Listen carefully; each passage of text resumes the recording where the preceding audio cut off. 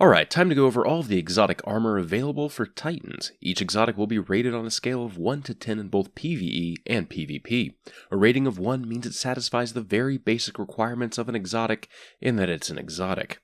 Original Dreg's Promise or Astrocyte Verse is a very good example of this. However, aside from that, it will offer nothing over a legendary piece of armor. A rating of 5 is considered a normal exotic that has some benefits, but not a lot of upsides. Invective and Lord of Wolves are good examples of this. Maybe a little bit of utility thrown in. A rating of 9 is going to be a very powerful exotic that generally every player will benefit from. Hawkmoon in its original state is one of those. A rating of 10 is effectively considered overpowered, in that not only does it benefit any player, but it blatantly makes some abilities better without any effort from that player. A good example of this would be Thorn or Vex Mythoclast in their most powerful states. As one more small preface, ratings in this video will most likely be a little bit lower than the Warlock and Hunter videos, mostly because Titan exotics are built to work with very specific builds in mind, while other classes exotics generally work with just about everything. With that explanation out of the way, let's get started with Helms. Helm of Saint 14, 6 out of 10 in PvE, 4 out of 10 in PvP. This helm is still pretty good for most PvE encounters. It gives you a bit more breathing room inside your bubble since enemies that wander in there will be blinded. Those types of encounters are a bit few and far in between nowadays though. This was one of the best helms in Crota's End or Prison of Elders since it just helped you live through the onslaught of smaller enemies. In PvP, it's kind of a win more helm though. If someone goes into your bubble, they're gonna die anyway. Helm of Inmost Light, 1 out of 10 in PvE, 5 out of 10 in PvP.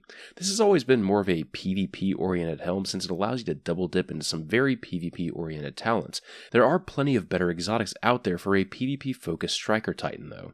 In PvE, I really can't see much benefit to running these talents over, say, Armamentarium. An Insurmountable Skullfort, 6 out of 10 in PvE, 4 out of 10 in PvP. For some melting point builds, having 2 melee charges is pretty damn useful. In addition, this is probably the better exotic to run for double melee charges in PvE since the raid gloves are kind of amazing. For PvP, melee builds are kind of a fringe thing since it leaves a lot of room for you to die to shotguns. This is again probably the better exotic for a build focused on that though. The Glass House, 6 out of 10 in PvE, 4 out of 10 in PvP. Have you ever wanted your buffs to last longer on a defender? Cool, this allows for you to do that. Obviously, this will be a bit better in PvE since you can keep weapons or blessings up longer for DPS phases. It can find some fringe use in PvP though. Eternal Warrior, 1 out of 10 in PvE, 2 out of 10 in PvP. This helm has no use in PvE. In PvP, I can't really see a reason to use this either since you don't actually get the armor from the Unstoppable talent. Furthermore, the Unstoppable talent doesn't make you unstoppable with how powerful some of the other supers are. It looks interesting though. Empyrean Bellicose, 2 out of 10 in PvE, 5 out of 10 in PvP. Stop. Please stop. I know you're writing a very angry comment right now about how a 5 out of 10 in PvP is too low because Sky Sniper build. Yes, that is a very fun build to run, but it does not work on every map. It does not work for every player. It is a very niche build for a very niche set of players. It absolutely deserves its PvE rating though, since there are so many options that actually help you out in PvE instead of giving you another vantage point for a second or two. I know the recharge melee buff is nice to have, but that's not going to suddenly make this helm viable. That's kind of an afterthought tacked on. The Taikonaut, 4 out of 10 in PvE, 2 out of 10 in PvP. The PvE rating is mostly based upon having heavy ammo drop more. That's it. The few rocket launchers worth using already have tracking, and if I remember correctly, the Taikonaut is still bugged to remove tracking on rocket launchers, with that perk already there. In PvP, this also doesn't offer up anything since heavy ammo is used so infrequently, but it does make you look like an astronaut, so 10 out of 10 on appearance. I would totally wear this with SRL armor so I can be a spaceman in spandex. Now moving on to the gloves, we can start with the No Backup plans, 6 out of 10 in PvE, 8 out of 10 in PvP.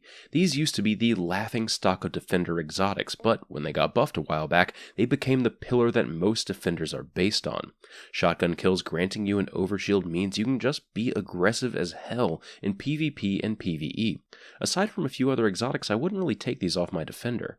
Ruin Wings, 6 out of 10 in PvE, 1 out of 10 in PvP. I'm giving these a low PvE rating because sometimes I feel like they just don't work. I know every person that's ever used them can agree with me on that, at least a little bit. Sometimes heavy ammo just rains down. Other times it feels like we're reliving the heavy ammo synth drought of 2015. The only consistent thing about these gloves is that they're stylish and they do give you the surplus bonus, which means more heavy ammo when it does drop for you.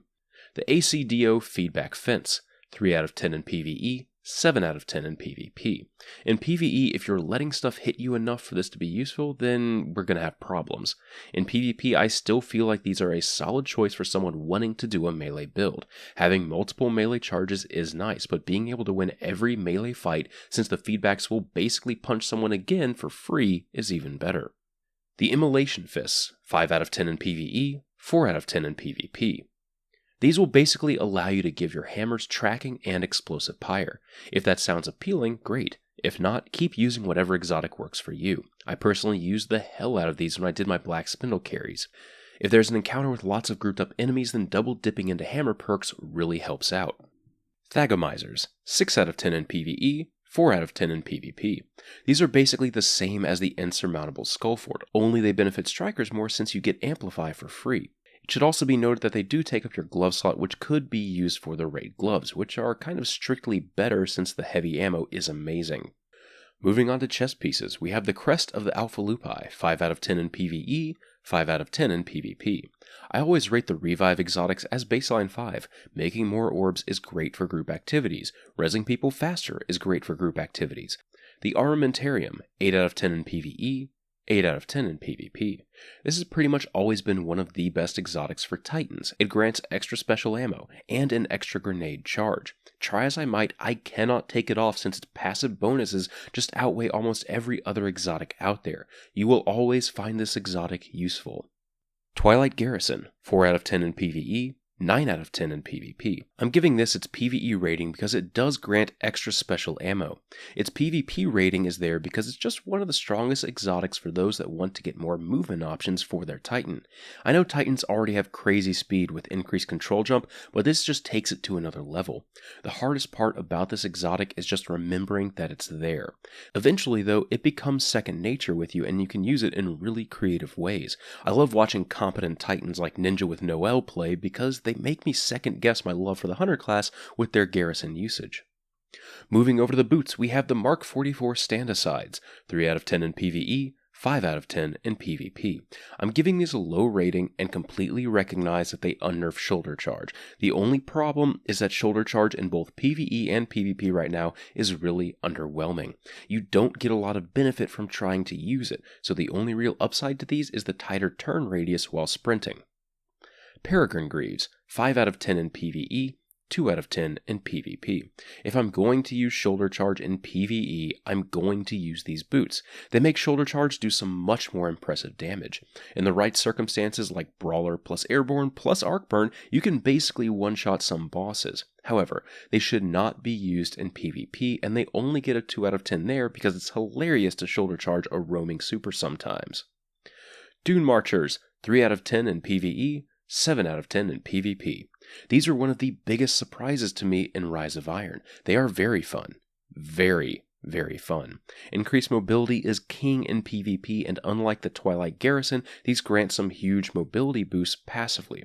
I still don't believe that they're useful in PvE, but some will probably use them for highly mobile fights in the raid.